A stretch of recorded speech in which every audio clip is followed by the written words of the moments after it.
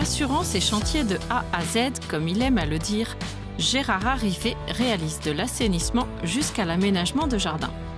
Avec son équipe de 7 salariés, il réalise une soixantaine de chantiers chaque année, sur le territoire vendéen et les départements limitrophes, pour un chiffre d'affaires de 1,4 million d'euros.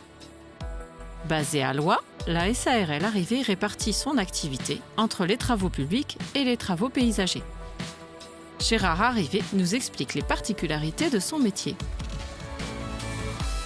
Bonjour Gérard Arrivé. Bonjour Sandra. Merci de nous accueillir dans ce jardin que vous avez conçu.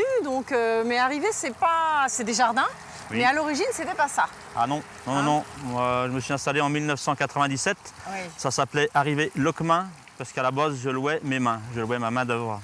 Oui, alors c'est particulier quand même ça. On voit oui, pas c'était ça. pas courant à l'époque, mais ça permettait que je puisse démarrer avec pas trop d'investissement. Donc D'accord. j'ai acheté un téléphone portable et une 205 diesel pour démarrer. Et je louais mes services en tant que chauffeur d'engins, travaux publics, travaux agricoles, D'accord. poids lourd, super lourd. Et je faisais aussi de la taille de haies, quelques petits aménagements, puisque je venais de travailler chez un paysagiste pendant une dizaine d'années. Oui, vous avez finalement une double expérience qui vous a amené à créer cette activité au départ, peut-être Oui. plus sur les travaux publics, avec c'est ça. la location à la fois de vos mains, comme vous dites, Oui. et puis d'engins également. Donc, D'engins, oui, en 1997, donc, je me suis installé donc, avec pas de matériel. J'ai acheté ma première mini-pelle en 2000, premier salarié. Et nous sommes montés en 2008, on était une quinzaine. D'accord. Et en parallèle, ensuite, donc, comme j'avais travaillé chez un paysagiste, j'avais toujours cette clientèle un peu en aménagement paysager. Aménagement, oui. Et donc, en 2006, on a créé, il y a une de mes nièces qui est venue me rejoindre pour développer un peu plus le paysage. Donc on a créé Jardin et Harmonie, et qui est plus la branche pour le paysagère. D'accord. Pour le paysager. Alors si on regarde un petit peu plus la partie travaux publics qui était finalement l'origine de la société, Oui. alors vous faites quel type de travaux? Puisque c'est toujours existant dans l'entreprise. Ah, toujours, hein, c'est notre cœur d'activité aujourd'hui, Oui. hein, c'est 70% de notre activité quand même. D'accord. Donc là on travaille public, on ne fait pas beaucoup de marché public, on travaille beaucoup Oui. chez le particulier, on fait des assainissements, on fait partie de la charte de l'assainissement Oui. sur la Vendée, on fait des terrassements de piscine, on fait des aménagements de chemin, de la voirie, des enrobés. C'est très varié. Ah oui, alors on a de la mini-pelle de 1,5 tonne jusqu'à la 16 tonnes. D'accord, vous avez un parc finalement diversifié. Voilà. pour Très répondre aux diversifié, demandes. de la grosse pelle, de la plus grosse pelle à la petite pelle. On D'accord. travaille aussi beaucoup pour des entreprises de maçonnerie, en sous-traitance, pour faire tout ce qui est fouilles et réseaux. Ils nous appellent quand ils ont besoin d'un chauffeur avec une pelle. Et D'accord. les gars sont autonomes, une pelle, un camion, un bonhomme, et ils se débrouillent. D'accord, oui, c'est Voilà. la particularité finalement. Vous fournissez Donc, et le matériel voilà. et l'homme. Ouais, mais alors, on dit travaux publics, mais on fait beaucoup plus de particuliers que de travaux publics. D'accord. Voilà. Bon, et donc on évoquait cette question de diversification avec cette activité paysagère. Donc là, on est dans votre jardin d'expo, on va dire. Jardin expo, Ah, oui. Alors, c'est vrai que qu'on entend un peu les voitures parce que finalement, ce jardin, il est très bien placé. Oui, ben on l'a créé il y a 3-4 ans maintenant, on a fait ça sur 2-3 ans parce qu'on le fait aussi à notre temps perdu. Et suite à l'achat de ce terrain, ça me gênait un peu de mettre des gravats au bord de la route.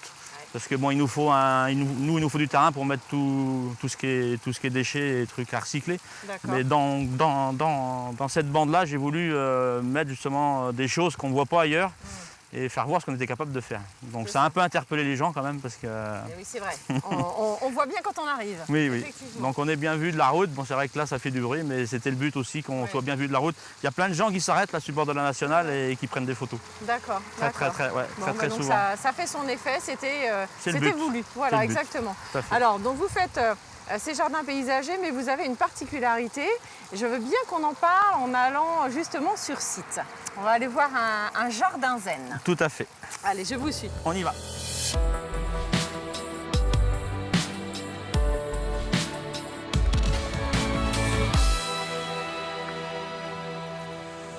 Alors, nous sommes là sur Sur un jardin zen. jardin zen qu'on a fait, oui, au Jardin Expo. Alors, c'est un D'accord. modèle parmi tant d'autres, hein. D'accord. Alors, c'est quoi les caractéristiques d'un jardin zen? Eh ben, comme vous pouvez le remarquer, c'est très épuré Oui. et minéral. D'accord. Il On- n'y a pas de pelouse sur un jardin zen normalement. Ah non, très peu. Il peut y en avoir un petit peu, mais il y en a autour, mais sur le jardin en lui-même, non. Le but d'un jardin zen, c'est minéral, très épuré. Là, on aurait pu rajouter des fois chez un particulier, on va y mettre une petite fontaine pour avoir le bruit de l'eau. Bon, là, on l'a par la cascade. Mais j'ai eu du mal au début parce que je mettais trop de plants. Donc il faut vraiment... C'est de l'eau et puis du minéral. Du minéral. Et bon, du bois, de la pierre. Alors le bois rouge, parce que c'est la symbolique aussi au Japon, ils aiment bien le bois rouge parce que c'est quelque chose qui est fort. Le rouge harmonise, le rouge c'est chaud. Okay. Donc c'est pour ça aussi qu'il y a comme la porte, le torii, c'est toujours rouge. Okay. Et ça dénote dans le jardin, ça fait une marque au jardin. Ah bah c'est sûr, du coup ça ressort. Ah oui, c'est fait pour ça. Vertus, ça mène l'œil justement sur le jardin. Et alors c'est cette porte ronde alors, là, c'est original aussi? Oui, alors ça représente une entrée un vestige de temple. On l'appelle la porte du soleil. Un temple Shaolin, c'est un peu chez les Japonais, c'est ça. Et eux, ils s'en servent de ces portes-là. Avec l'ombre derrière, ils mettent des pierres à certains endroits. Ils n'ont pas de montre. Et ils savent que quand l'ombre est sur cette pierre, il est telle heure. Il est temps de faire ça. C'est ça la symbolique de la porte. Solaire. Ouais. D'accord. Et donc, le fait d'avoir ces ronds-là, je ne sais pas comment ça s'appelle. Des landartes. Des landartes. Alors, ça a une vertu aussi, c'est spécifique au jardin zen. Les landartes, c'est spécifique au jardin zen. On en connaît des fois qui font ça sur les plages. Oui. Le but de la landarte, c'est deux choses. On fait une landarte, comme Guillaume est en train de le faire actuellement, dans un sens. Bon, ça donne une idée, une image au jardin. D'accord. Et si demain on a envie de balayer, de refaire les landartes dans l'autre sens, ou dans un autre sens, ou faire des vagues, ça change la physionomie du jardin. D'accord, ça permet d'avoir finalement un jardin qui bouge, qui est différent chaque jour, c'est ça? Et ils ont à dire aussi que quand on s'assoit là et on regarde les landartes, c'est fait pour emmener la pensée, c'est fait pour prendre de la hauteur. D'accord. Voilà. Aller sur quelque chose de plus philosophique ou voire de méditatif par exemple. Tout à fait, ça et donc amène la vous pensée. avez de plus en plus de demandes sur le sujet là, beaucoup de particuliers font des jardins zen. Je pense qu'on est dans l'air du temps. Les gens ils se rendent compte aussi qu'avec la vie actuelle, on est toujours, c'est la course, toujours. Ils ont besoin justement par ces jardins. Alors là, ça fait une surface, mais on peut faire un jardin zen dans 3 mètres carrés ou 4 mètres carrés à l'intérieur d'une maison, un petit patio, un petit coin. C'est pas forcément très très grand un jardin zen, mais il faut s'y sentir bien. D'accord. Et on peut du coup pratiquer le yoga, la méditation, bien sûr. J'imagine. Bien sûr. Moi, j'ai aménagé un jardin zen chez une prof de yoga à Mouilleron-le-Captif. C'est pas très grand, mais je lui ai fait pareil. Sur une photo, elle revenait de Chine d'un voyage et elle m'avait ramené une photo avec une porte du soleil, mais faite tout en bambou. Et je lui ai fait sa porte à la demande. Oui, d'accord. Chose qu'on ne trouve pas ailleurs. Et fait ses salutations le matin devant la porte. Salutations au soleil devant la porte. D'accord. Et c'est aussi par là que j'en suis rendu aujourd'hui à faire des jardins énergétiques. Bon, eh bien, je veux bien que vous m'ameniez dans un jardin énergétique et vous m'expliquiez ce que c'est. Eh bien, en route, on y va.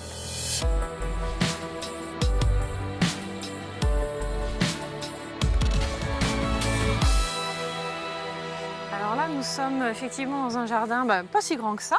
Hein, vous me disiez, on peut avoir tout à fait. Des petits espaces zen. Alors ce jardin-là, il est à la fois zen, mais également énergétique. Énergétique, donc effectivement, il n'est pas très grand, parce que on peut faire du zen dans un petit espace. Là, on a bien l'illustration. Ouais. Et énergétique, pourquoi? Parce que moi, je travaille en radiesthésie, je fais de la géobiologie et ça m'intéresse. Et je sais que par les jardins, en faisant comme ça, on peut harmoniser les gens. Donc je travaille en radiesthésie, c'est une antenne de l'échelle, ça fonctionne comme un pendule. Ouais. Et donc je vais vous faire une petite démonstration si vous voulez.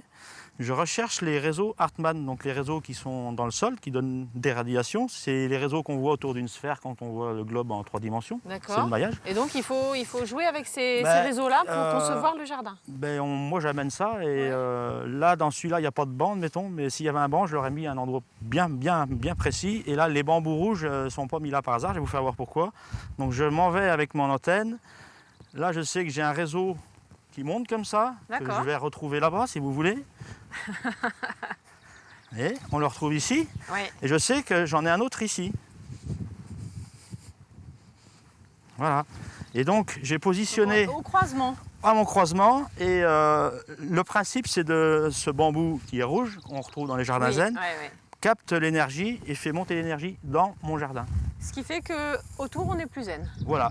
Mais si j'avais fait un banc, pour que la personne s'assoie, je n'aurais pas fait le banc sur le croisement parce que là, ça l'aurait trop boosté. Et on a une distance entre réseaux qui est de 4 à 6 mètres et j'aurais mis le banc, on appelle ça une zone neutre, et j'aurais mis le banc dans la zone neutre. Dans la zone neutre. Voilà. Mon Dieu, c'est très technique tout ça. Bon, donc ça c'est encore une caractéristique spécifique de votre travail, mais vous avez aussi récemment innové avec une offre un peu particulière pour les pierres tombales. Oui, l'idée nous est venue au mois de septembre. J'ai ma fille qui est venue dans l'entreprise là, en tant que salariée depuis 1 an et forcément les jeunes nous amènent des idées nouvelles. Et pourquoi pas concevoir des tombes paysagères.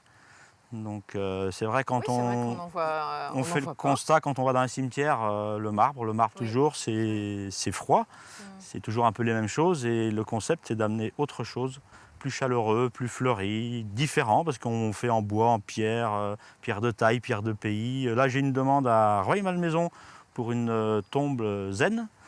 Donc je ne sais pas encore exactement comment vous allez la je vais la concevoir, il faut que je rencontre les gens, mais on va partir sur du zen, donc certainement du bambou, un peu de rouge. Donc on vient vous voir directement si on souhaite avoir cette particularité là pour les défunts. Oui. Et là on couvre pratiquement toute la France, parce que nous sommes que 3 pour l'instant en France à proposer ça. Quelqu'un en Bretagne et quelqu'un plus sur Angoulême je crois.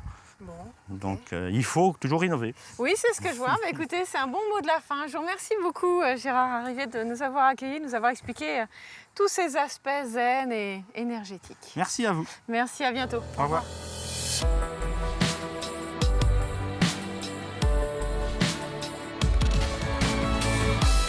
Chez Arrivé, on ne manque pas d'idées. Les 2 co-gérants ont su allier à la fois leurs valeurs, leurs convictions et leur savoir-faire.